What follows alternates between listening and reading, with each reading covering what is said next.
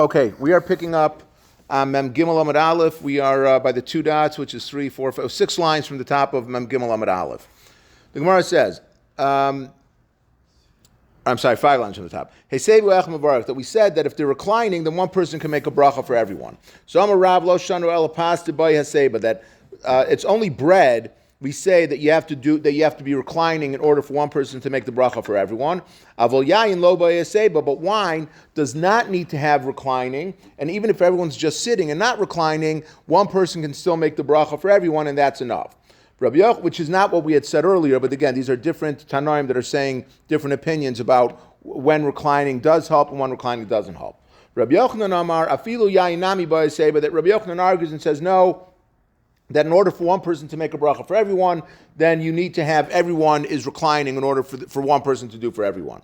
Ika de Amri Amarav Lo Shanu L'Pasi Behani LeHaseba, that bread, it only helps Haseba, only helps for one person to make the bracha for everyone. Avol Yayin Lo Mahani LeHaseba, but for wine, even if everyone's reclining, it's still not enough, because when you have bread is considered to be more of a meal and more of a hishtatfus together, more of a togetherness. So then, if everyone's reclining, then it's going to help that for bread you could have one person make for everyone. But wine, even if they're reclining together, drinking a wine alone is not enough to establish a unity of a group, and therefore each person is going to have to make the bracha by himself.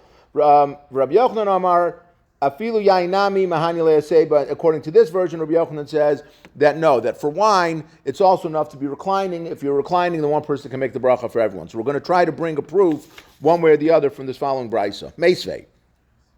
Ketzat seder haseba. So Gemara is going to describe now in how it was in the days of the Gemara. How was it when people were coming to eat at someone else's house? How would they, what was the game plan? How would they do the meal?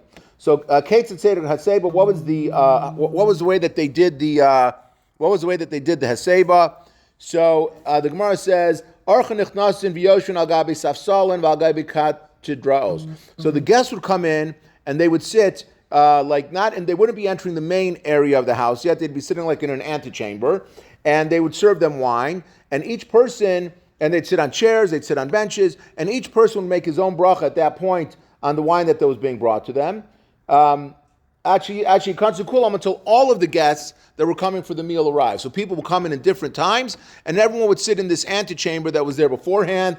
And while they were waiting to go into the main room, Hevila Hamayim, they would bring water for the people, and each person would wash one hand. So according to Rashi says that the reason why they were doing it was because their hands are tamei, so therefore this was a type of natilas yadayim, that the hand was going to be holding the wine. They wanted to make sure that it was going to be tahor, so they would pour water on it. And Tosfos says that no, that the reason why they would do it was just out of respect for the bracha that they were making. They didn't want to make a bracha with dirty hands, with a dirty hand that was holding the wine, so they would wash that hand.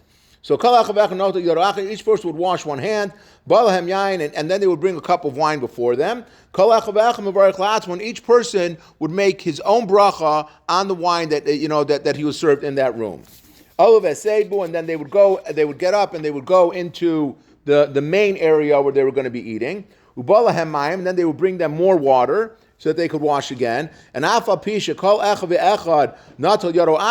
though each person had already washed one hand in this antechamber before they had come in, now they would wash both hands. So again, either because according to Rashi they were doing it because of they wanted to have, only one hand had been washed that was tamei. Now they wanted to wash both hands to make sure that they'd be able to eat the meal now. Or again, even according to Tosfos, that now what they did before was not natilas yadayim, that was done out of respect for the bracha. Now they're washing natilas yadayim, so they're washing both hands.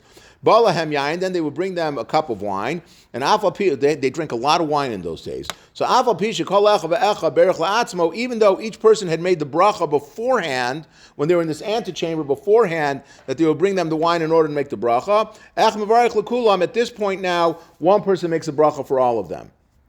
So first of all, the reason why they have to make a second bracha at this point, not first of all, the only point, the reason why they're making a second bracha at this point, whether it's one person making for everyone, or whether it's each one making a second bracha now at the same time, because we learned before that if you make, the Mishnah said that if you make a bracha on wine at the beginning, when you're drinking the appetizers, there's a whole discussion, does that cover cups 2 that's served during the meal and cup 3 that's served like at dessert or not? So the reason why you're making it, but everyone agrees that you have to make another bracha now because they changed the place. And once you change the place where you made the original bracha, they move from one room into another. So at that point, the original bracha that they made does not cover this second cup of wine that they're going to be drinking, according to everyone.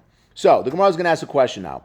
Lahachlishna de Amar Rav. Lo shano lepasa bayaseba avo yain lo bayaseba. We said before that according to one of the shitos, we said that what does it mean? It means that only bread needs to be reclining, but wine does not need to be reclining. So kasha resha. Then the first part of the brisa that we just said is a question for them, because here we said that when they were sitting together outside, right, when they were first in that antechamber and they served them each a cup of wine, each person made for himself. But according to that first shita, it was only bread that requires heseba to be together. But wine is enough that each person, again, according to the first shita, even if people are just sitting together and not reclining for wine, that's enough that one person can make for everyone. So the question is from this brisa we see that in the antechamber, each one, the way that it describes it, each one would make his own bracha bari priya gafen when they were waiting to go into the main room. And so the Gemara answers, Shani Yarchin the Dataya Lemeker, the reason why each person had to make his own bracha when they were waiting in the antechamber is because the whole reason why we say that for wine one person can make for everyone is because there's a togetherness that's being, they're together in one purpose of what they're doing. We're all eating together. But when you're a guest and you come into someone's house and you're sitting in the living room, okay, you know that you're not staying here for the meal. You know that you're going to be breaking up. Whatever you're doing right now is temporary, so that's not considered to be together enough that one person can make the bracha for everyone, and each person has to make his own bracha. Now the Gemara says, that only for bread do we say that reclining is going to help. But for wine, even if you're reclining, it's not enough for wine that people are reclining, and each person has to make his own bracha by himself. Kasha seifa. Then the seifa of the brisa is going to be a question to that, because the seifa said that what happens once they went into the main dining hall and they're all sitting together and reclining, one person can make a bracha for everyone. So if one person, that contradicts what we said before, that we said that the Tana who said that for wine, heseba is not going to help for one person to cover for everyone. So Gemara answers, Shani Hasam, no. That if you hold that reclining for wine does not normally work, that one person can make a bracha for everyone, that's if a bunch of people get together and they decide, hey, we have a great bottle of wine here, let's drink wine together. And that Tana holds that even if they want to drink together and even if they're going to be reclining, that's not enough of a togetherness to allow them for one person to make the bracha for everyone. But if they're at a meal and they had the pas, they had the bread, and they all wash and they're all meeting, that already forms a unity, that forms a togetherness. And at that point, then for the wine, it's going to be enough that if they're reclining for the bread already, the reclining that they're doing for the wine is also going to be enough that one person can make a bracha for everyone. Okay, the Mishnah said the next line was, Balahem yaim b'soch hamazon. If they brought them wine during the meal, so he said that each person makes a bracha for himself, but if it was brought at the end of the meal, then one person can make the bracha for everyone on the wine. So Shalos ben Zoma, they asked Ben Zoma, amru, that if they brought wine to everyone during the meal, everyone makes a bracha by himself, and but if they bring it at the end of the meal, one person makes it for everyone. So he answered them, the reason why is because since we're afraid that someone's going to choke. Let's say we're all eating together a meal, and one person wants to make a bracha on wine at that point, and he makes bracha to Hashem. So he's about to drink his wine. The guy that's sitting next to him wants to be yotze with his bracha, so he wants to answer amen. But what's happening? He's in the middle of eating something. He had already just put a forkful of food into his mouth. So if he tries to answer amen, we're afraid that he's going to start choking. So therefore, because we're afraid that it's a sakana, it's dangerous for him to try to answer amen when the other persons make the bracha, that's why if they bring the wine to them in the middle of the meal, then one person is not able to make the bracha for everyone. Each one has to make for himself. But I think it's Tosfos that says that if you notice, there's a difference. When we make Kiddush, we say Savri Maranan, and we make Bari Priyagafen. When we make a Motzi, we don't say Savri, we say Berachos. Right? And when you're about to make the Motzi on Shabbat, you say Berachos. So I think he says that the reason why is because you're saying Savri. The reason why you're saying Savri is because you want to get, like this situation, well, let's say you're sitting at a table with everyone else, and you want to make a bracha, Bari Priyagaf, and you want to include other people in that bracha. So you say, hey guys, Savri, pay attention, swallow what you're eating, so that you're not like rushing to get it down, and you want to answer amen to my bracha. So therefore we say Savri, so like they have a chance to prepare themselves to say amen to that bracha. Although I think lahalacha that doesn't help. Each person still has to make his own bracha, but that's why we say Savri. By Berachos, you don't have to tell everyone everyone's sitting around the table waiting for you. So you don't have to say, Savri, like pay attention. Everyone's sitting there waiting and they're looking at you because they want to start eating the challah. So you're just saying Berachos to ask, permission to say with for everyone that's sitting there. All right, next Gemara. Then the Mishnah said that the person who made the bracha on the wine, he would make the bracha on the spices at the meals. They used to bring out spices and they would smoke them, and they would make a bracha. So that person was the one that made the bracha. So the Gemara says that since we said that he was the one that would make the bracha, the one that made the bracha on the wine is the one that would make the bracha on the spices. So it must be that there was someone there that was really more important than him. Because if he was the most important at the meal, then it goes without saying that the most important person at the meal is the one that's going to make the bracha. So it must be then that the person who made the Bari Priyagafen, when he got the wine, either he mistakenly made it, he didn't realize that because there was a more chashuv, a more important person at the meal, he really should have deferred to that person to make the bracha. He didn't do it, but from this implication, it is that there was someone that was more important to him that was at the meal. So Gemara says, "Misai leila Rav, Damar Rav Chia Barashi Amar Rav, Hanotu Yarav Tchila B'Achrona." Whoever washes his hands first at the end of the meal, for Mayim Achronim, whom is Zomel Bracha, he's the one that makes the bracha for Berachos Hamazon, because there's this concept of bundling together for someone to be doing mitzvahs. Like very often you see that when whoever does slichos, is the Baal Tefillah for slichos is the one who's going to daven for the Amud, because you try to bundle together that once the person did one thing, the person does the other. So the same thing here now, the person, whoever it is that gets Mayim Achronim first, is the one that really should be, that's who you really should be giving to lead benching. So if you have guests at your table, and you're doing Mayim Achronim, and you want to give that, you're expecting to ask someone to bench, you should really give them Mayim Achronim to wash first, and then they would pass it around to other people. Rav Chia have a little story that just backs this up. Rav Chia have Yashuk Hamed the Rebbe Besudasa. Rav and Rav Chia were eating before Rebbe at a meal. Amarle Rebbe Rav. So Rebbe said to Rav, Mishech Yadcha, go wash your hands. Go wash your hands. So Chazia to have his marase. So Reb Chia saw that Rav was very upset by the fact that Rebbe told him to wash his hands, because he thought either it meant that his hands were dirty, or it meant that he thought that he was taking too long to be eating his meal. So he was saying to him, "Come on, let's go, hurry up, wash your hands so that we can get the meal moving." So Amarle Reb Chia said to Rav, and he said to him, Bar Paschi, he said, "Son of royalty, I am a Berachos Mezona Kamerlach." He was telling you that you should start preparing Berachos Hamazon, because in those days, they did not write down, they did not have Sidurim. You were not allowed to write anything down in a Siddur. Everything was all Baal Peh. So if someone was asked to lead the tzibur in davening, if someone was asked to lead benching, it's not like they would pull out a bench and they would be able to do it. They had to prepare in their minds. They had to review what are the words, what's the order that I'm going to be doing, so that he'd be prepared in order to bench. So he was saying to him, so again, we see, wash your hands, because by washing your hands, that again, he's the one that's going to lead benching, and he was telling him to wash his hands so you can give him a few minutes to get his mind in order, so that he would have the Seder, the Berachos correct for doing benching. Okay, now the Gemara is going to go into a bit of we're going to go into a segue now, talking about what bracha you make on various spices, of which I do not know what most of these are, but the Gemara is going to discuss when you make Bari Minei B'Samim, like we do by every week in Havdalah, or when you would say Bari Atzei B'Samim. Gemara says, Amar Rav Zera, Amar Rava Bar Yirmiyah.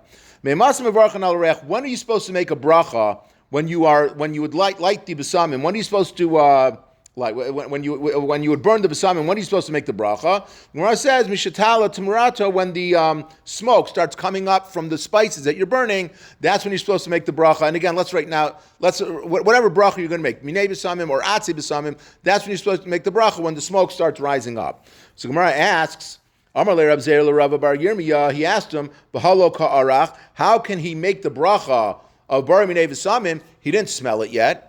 And we know that you're supposed to make a bracha, like you're supposed to make the bracha before, while you're supposed to hold it in your hand. You're supposed to have something when you're making a bracha. So how can you make the bracha if you didn't smell it yet? So Gemara answers, Amar le ulatameich, and according to you, hamotzi lachem min haaretz mavarich. When we make a hamotzi b'halo achal, you didn't eat the bread yet. Ela daitin leichel. But the answer is, why are you able to make a hamotzi lachem min haaretz when you didn't yet eat the bread? Because your intent is that you're going to be eating the bread.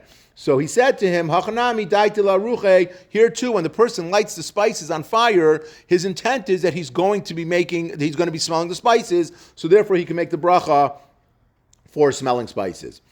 And now again, the Gemara is going to go into what bracha we make on different spices. Amar Rab Chia brei da Abba bar Nachmeni, Amar Rav Chizda, Amar Rav. Amar le, Amar Rav Chizda, Amar Zeiri. Kol hamagmaros mevarchan aleim bari atzei v'samim. That for all spices that we have, you're supposed to be making a bracha of borei atzei b'samim, chutz b'mushk shemin chayu, except for musk, which is, according to Rashi, says that it's like some sort of animal excrement, which I'm guessing that they refine it before they would pass that out. But it's not. Then it's. But I think. But Tosfos says that it's some sort of something you get out of the neck of the deer. So it's musk. So it says except for musk. Shemavarchan alav bari minei b'samim, you make a bari minei b'samim. Not atzei b'samim, you make bari minei b'samim. Is that what? B'samim? Like I don't remember ever hearing like of b'samim on like a animal excrement or a I'm checking Rashi. In other words, it seems to me that's where it comes from. I don't know. I mean, again, you can Google this stuff later, just like we did the desserts. You can Google where they're coming from, but it seems to be that's where it comes from. Meisvei. So the Gemara asked the question: the point that you would make the bracha of bari atzei b'samim. The Gemara is going to challenge that now. We learned bari atzei b'samim. The only time that you make the bracha of atzei b'samim, ela al ar parsimon shal beis Rebbe, only if you had this. There was this type of wood that they had at the house of Rabbi, or they had also at the house of Caesar. They would also have this type of wood, and when you would burn it, that's when you would make the bracha of bari atzei b'samim. Or if you're holding hadassim and you want to make a bracha on it, then you would make a bracha on that. But that's the only times that you would make a bracha of bari atzei b'samim, and all the other times you would make a bari minei b'samim, which the Gemara before says, do you make a bari atzei b'samim? So Gemara answers to Yufta, you're right, it's a question that doesn't have an answer for it. Amarle, let's do one more piece of Gemara. Amarle Rav Chizda Rav Yitzchak. Hi Mishcha de Aparsmon. My mevarchan. What bracha do you make on this balsam that you have? What bracha do you make on it? So Amarle said to him, Hachem Rav Yehuda Bari Shemen Artzenu. You make a bracha of Bari Shemen Artzenu, that we bless you, Hashem, who creates the oil in our land. So Amarle Rav Chizda said to Rav Yitzchak, Bar Minei Rav Yehuda the Chaviv Eretz Yisrael. Don't listen to that answer because Rav Yehuda, everything in Eretz Yisrael meant a ton. It meant so much to him that he tried to take every bracha that there was and try to incorporate Eretz Yisrael into the bracha. So he says, don't listen to him. L'kuli amamai. What is the bracha that everyone else is supposed to make besides for Rav Yehuda? Amarle hachem Rav Yochanan barei shemen arev. That you make a bracha that says he who created this nice oil. Amar Rav Ada Barava. Hi, karshata, this karshata, which was something that was used it was a spice that was used in the burning of the ketoras. Mivarchan aleya bari atzei b'samim, make a bracha bari atzei b'samim. Have a mishcha kvisha lo. But if you took this karsharta and you would put it in oil already, then you would not say atzei b'samim anymore. You would only make bari minei b'samim, because once it's put in the oil, the wood portion of that spice is no longer in existence. It seems that it dissolves, so it's no longer there. So then you would say bari minei b'samim. Rav Kahana Amar afilu mishcha kavisha, that even if you have the oil, you still say bari atzei b'samim. Aval mishcha tchina lo, but this other one, which is some type of spice again that was found from the ground, you don't say atzei b'samim, because again you don't have, the wood is not there anymore. And Arda Yamri Afil Mishcha Tchina, that even if you have this Mishcha Tchina, you do say Bari Atzib Samim. Let's go 2 more lines. Amar Rav Gidol Amar Rav. Hi Simlak. If you have some sort of, it's a jasmine. V'varchna lav bari atzib b'samim. Make the atzib b'samim. Amar Rav Chanana Amar Rav. Hi Chilfa Diyamka, which is again is another type of spice that was used in the which is also used in the Ketores. V'varchna lav bari atzib b'samim. You make a bari atzib b'samim on it. Okay, we will stop here.